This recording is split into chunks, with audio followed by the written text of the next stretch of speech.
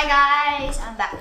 Today I'm going to read Jeremiah 36 to 40, Proverbs 12, and Psalm 137. Let's get started. In the 4th year of Jehoiakim, son of Josiah, king of Judah, this word came to Jeremiah from the Lord. Take a scroll and write on it all the words that I have spoken to you against you, Israel and Judah, and all the nations, from the day I spoke to you, from the days of Josiah until today. It may be that the house of Judah will hear all the disaster that I intend to do to them, so that everyone may turn from his evil way, and that I may forgive their iniquity and their sin. Then Jeremiah called Baruch, the son of Neri, and Baruch wrote on a scroll at the dictation of Jeremiah all the words of the law that he had spoken to him. Then Jeremiah ordered Baruch, saying, I am banned from going to the house of the Lord, so you are to go. And on a day of fasting, in the hearing of all the people in the Lord's house, you shall read the words of the Lord on the scroll that you have written at my dictation. You shall read them also in the hearing of all the men of Judah that came out of their sea. It may be that their plea for mercy will come before the Lord, and that every one will turn from his evil way. For great is the anger and wrath that the Lord has pronounced against his people. And Baruch the son of Neriah did all that Jeremiah the prophet ordered him about reading from the scroll the words of the Lord in the Lord's house. In the 5th year of Jehoiakim the son of Josiah, king of Judah, in the 9th month, all the people in Jerusalem and all the people who came from the cities of Judah to Jerusalem proclaimed a fast before the Lord. And in the hearing of all the people, Baruch read the words of Jeremiah from the scroll in the house of the Lord, in the chamber of Gemariah the son of Shaphan the secretary, which was in the upper court at the entry of the new gate of the Lord's house. When Micaiah the son of Gemariah, son of Shaphan, heard all the words of the Lord from the scroll, he went down to the king's house, into the secretary's chamber, and all the officials sitting there. Elishama the secretary, Delaiah the son of Shemaiah, Elnathan the son of Achbor, Gemariah the son of Shaphan, Zedekiah the son of Hananiah, and all the officials. And Micaiah told them all the words that he had heard when Baruch had read the scroll in the hearing of the people. Then all the officials sent Jehudi, the son of Nethaniah, son of Shalmiah, son of Cushi, to say to Baruch, take in your hand the scroll that you read in the hearing of the people, and come. So Baruch, the son of Neriah, took the scroll in his hand and came to them. And they said to him, sit down and read. So Baruch read it to them. When they heard all the words, they turned to one another in fear. And they said to Baruch, we must report all these words to the king. And they asked Baruch, tell us, how did you write all these words? Was it at his dictation? Baruch answered, he dictated all these words to me, while I wrote them with ink on the scroll. Then the official said to Baruch, go and hide, you and Jeremiah, and let no one know where you are. So they went into the court of the king, having put the scroll in the chamber of Elishama the secretary. Then they reported all the words to the king. Then the king sent Jehudi to get the scroll, and he took it from the chamber of Elishama the secretary. And Jehudi read it to the king and all the officials who stood beside the king. It was in the 9th month, and the king was sitting in the winter house, and there was a fire burning in the fire pot beside him. As Jehudi read 3 or 4 columns, the king would cut them off with a knife and throw them into the fire in the firepot, until the entire scroll was consumed in the fire that was in the firepot. Yet neither the king nor any of his servants who heard all these words were afraid, nor did they tear their garments. Even when Elnathan and Delaiah and Gemariah urged the king not to burn the scroll, he would not listen to them. And the king commanded Jeremiah, the king's son, and Zeruiah the son of Abiel, and Shalomir the son of Abdiel, to seize Baruch the secretary and Jeremiah the prophet, as the Lord hid them. Now after the king had burned the scroll with the words that Baruch wrote at Jeremiah's dictation, the word of the Lord came to Jeremiah.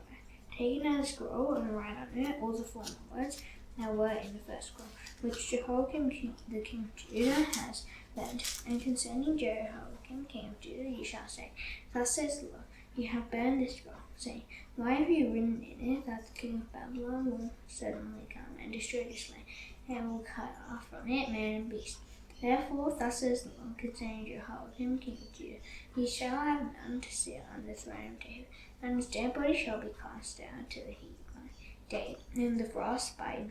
And I will punish him and his offspring and his servants for their iniquity, I will bring upon them and upon the inhabitants of Jerusalem and upon the people of Judah all the disaster that I have pronounced against them, that they will not hear. And then Jeremiah took another scroll and gave it to Baruch the scribe, the son of Neri, and he wrote on it at the dictation of Jeremiah all the words of the scroll that Jehoiakim king of Judah had burned in the fire, and many similar words were added to it.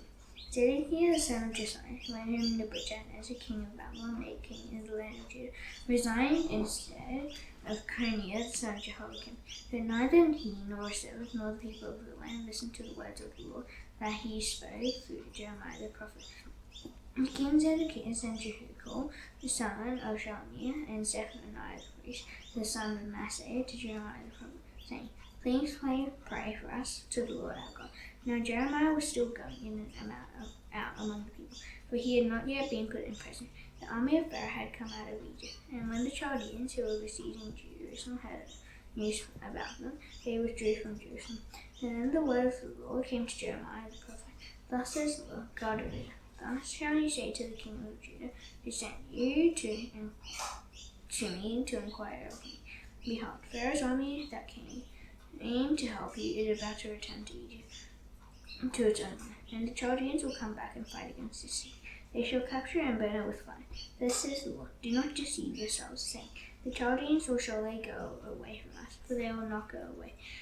For even if you should defeat the whole army of the Chaldeans who are fighting against you, and there remained of them only wounded men, every man in his tent, they would rise up and burn the city with fire. Now when the Chaldean army had withdrawn from Jerusalem at the approach of Pharaoh's army, Jeremiah set out from Jerusalem to go to the land of Benjamin, to receive his portion there among the people.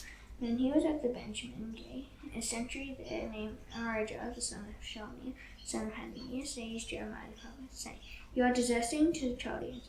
And Jeremiah said, It is a lie, I am not deserting to the Chaldeans. Arijah would not listen to him, and seized Jeremiah and brought him to the officials. And the officials were enraged at Jeremiah, and they beat him and imprisoned him in the house of Jonathan the secretary, where it had been made a prison. When Jeremiah had come to the dungeon cells and remained there many days, King Zedekiah sent for him and received him. The king questioned him secretly in his house and said, Is there any word from the Lord? Jeremiah said, There is. Then he said, You shall be delivered into the hand of the king of Babylon.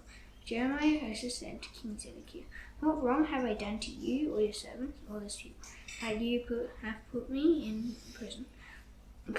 Now your prophets or your prophesying to you, saying, The king of Babylon will not come against you and against this land. Now hear me, please, O my lord the king.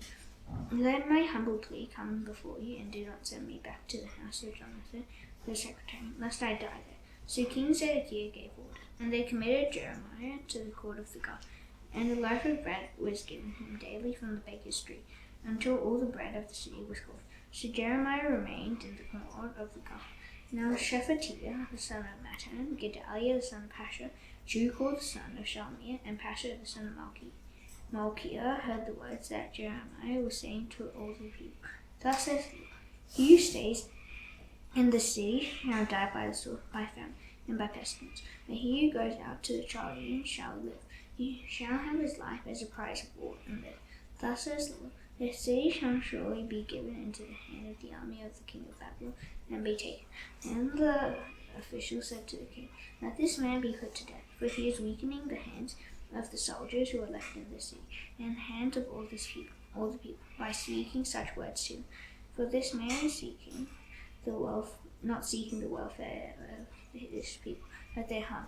King Zedekiah said, Behold, he is in your hands, for the king could do nothing against you. So they took Jeremiah and cast him into the cistern of Malchiah, the king's son, which was in the court of the guard, letting Jeremiah sink down by roast. And there was no water in the cistern, but only mud, and Jeremiah sank in the mud. When Ebed-melech the Ethiopian and Enoch, who was in the king's house, heard that they had put Jeremiah into the cistern, the king was sitting in the Benjamin gate.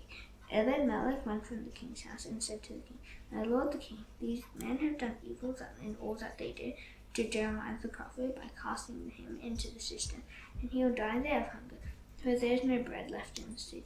Then the king commanded Ebed-melech of the Ethiopian, Take 30 men with you from here, and lift Jeremiah the prophet out of the cistern before he dies. So Ebed-Melech took the men with him and went to the house of the king, to a wardrobe in the storehouse, and took from there old rags and worn out clothes, which he let down to Jeremiah in the cistern by rows. Then Ebed-Melech the Ethiopian said to Jeremiah, "Put the rags and clothes between your armpits and the ropes." Jeremiah did so. Then they drew Jeremiah up with ropes and lifted him out of the cistern. And Jeremiah remained in the court of the God. King Zedekiah sent for Jeremiah the prophet and received him at the third entrance of the temple of the Lord. The king said to Jeremiah, "I'll ask you a question. Hide nothing from me." Jeremiah said to Zedekiah, "If I tell you, will you not surely put me to death?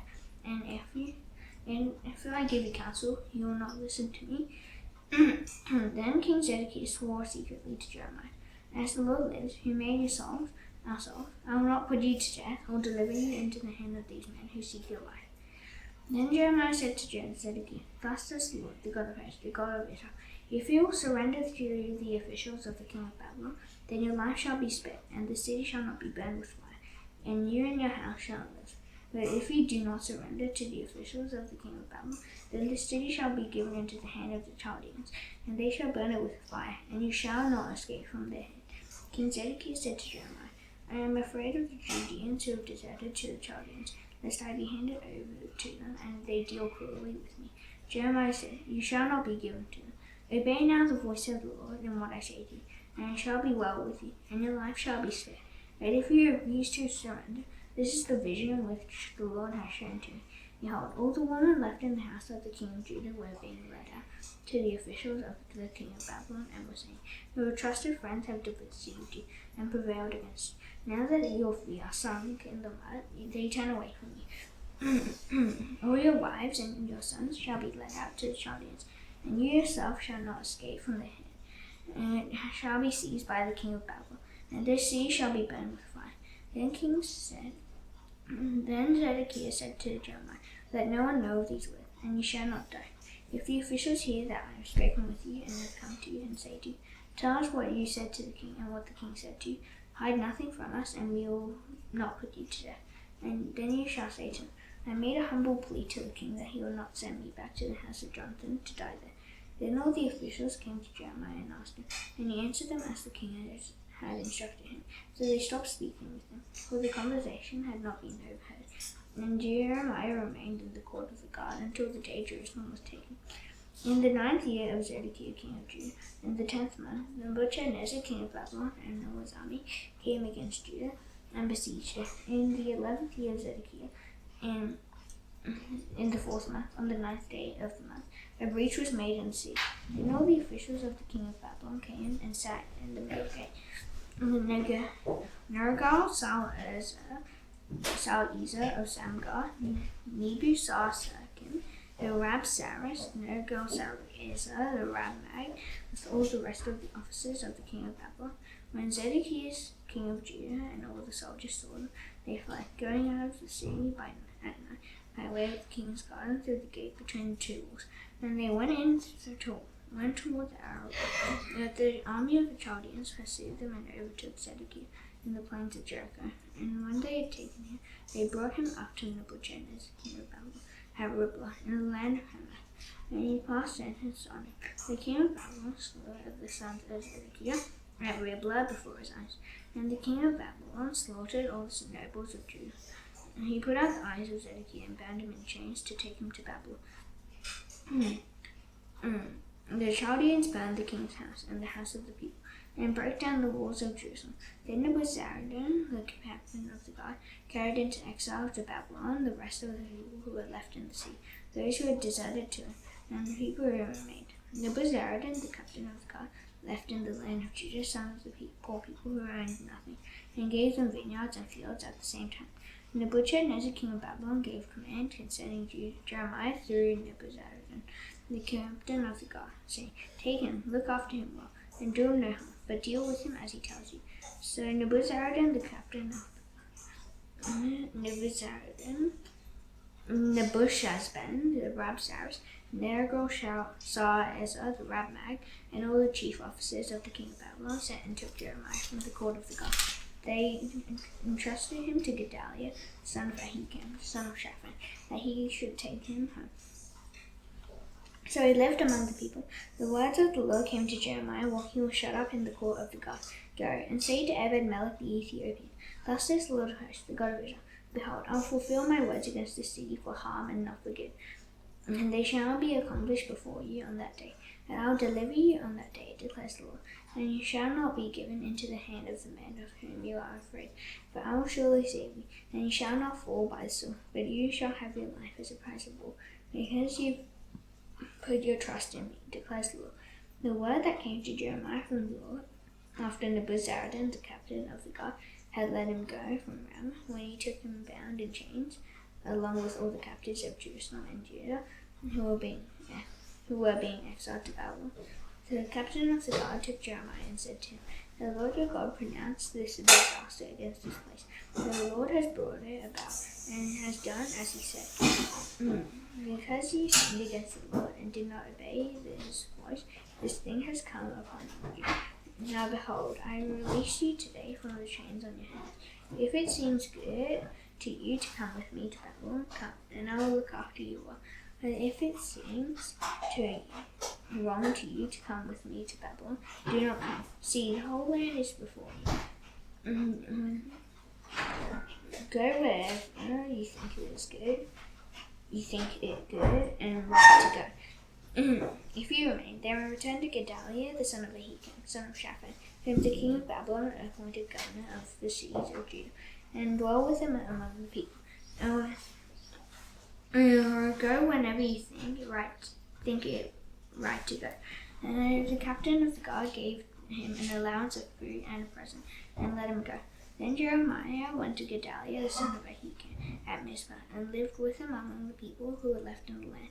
When all the captains of the forces in the open country and their men heard that the king of Babylon had appointed Gedaliah, the son of Ahikam, governor in the land, and had committed to him men, women, and children, those of the poorest of the land who had not been taken into exile to Babylon, they went to Gedaliah at Mizpah. Ishmael, the son of Nethaniah, Johanan, the son of Kari, Seraiah, the son of Tanhumeth, the sons of Ephai, the Netophathite, the Jezaniah, the son of the Maacathite, they and their men.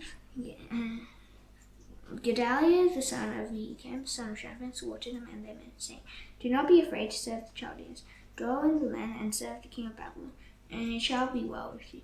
As for me, I will dwell at Mizpah to represent you before the Chaldeans who will come to us. As for you, to gather wine and summer fruit and oil, and store them in your vessels, and dwell in your cities that you have taken.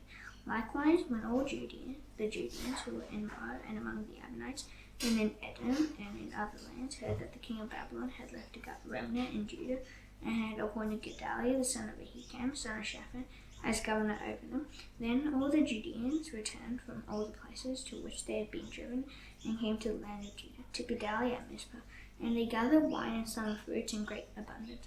Now Johanan, the son of Kariah, and all of the leaders of the forces in the open country came to Gedaliah at Mizpah, and said to him, Do you know that Baalis, the king of the Ammonites, has sent Ishmael, the son of Nethaniah, to take your life? But Gedaliah, the son of Ahikam, would not believe him. Then Johanan, the son of Kariah, spake secretly to Gedaliah at Mizpah, Please let me go and strike down Ishmael, the son of Nethaniah, and no one will know it. Why should he take your life, so that all the Judeans who are gathered about you would be scattered, and the remnant of Judah would perish? But Gedaliah, the son of Ahikam, said to Johanan, the son of Kariah, You shall not do this thing, for you are speaking falsely of Ishmael. Proverbs 12.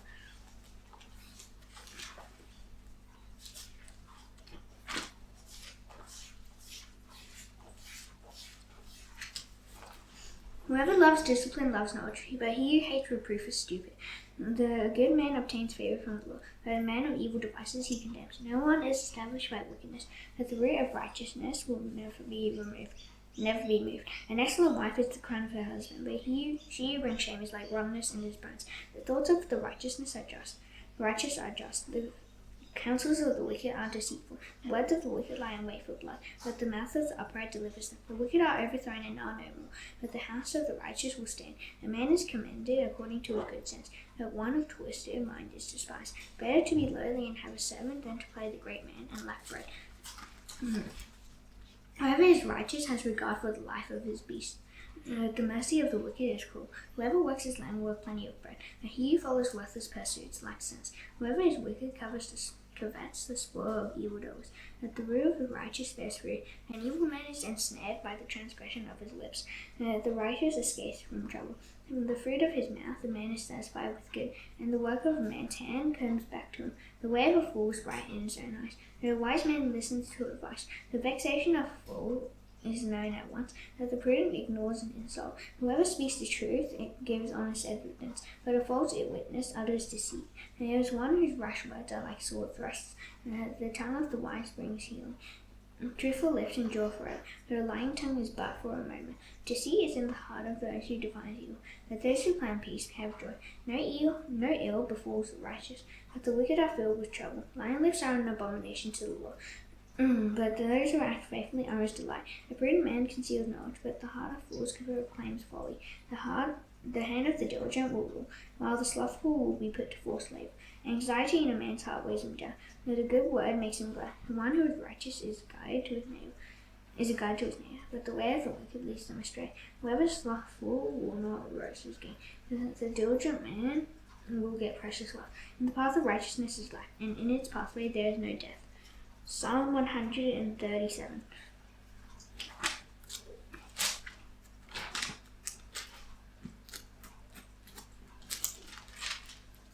By the waters of Babylon, there we sat down and wept. When we remembered Zion, on the willows there we hung up our lives. For there our captors required of us songs, and our tormentors mirth. Sing us one of the songs of Zion. How shall we sing the Lord's song in a foreign land? If I forget you, O Jerusalem, let my right hand forget its skill. Let my tongue stick to the roof of my mouth, if I do not remember you, if I do not set Jerusalem above my highest joy. Remember, O Lord, against the Edomites the day of Jerusalem, how they said, lay it bare, down to its foundations. A daughter of Babylon, doomed to be destroyed. Blessed shall he be who repays you. With what have you have done to us? Blessed shall he be who takes your little ones and dashes them against the rock. Now this done, I shall now do the Lord's prayer. Please bow your heads. Our Father in heaven, hallowed be your name. Your kingdom come. Your will be done on earth as it is in heaven. Give us today our daily bread. Forgive us our debts as you also have forgiven our debtors. Lead us not into temptation, but deliver us from the evil one. For yours is the kingdom and the power and the glory forever. Amen. See you tomorrow. Bye.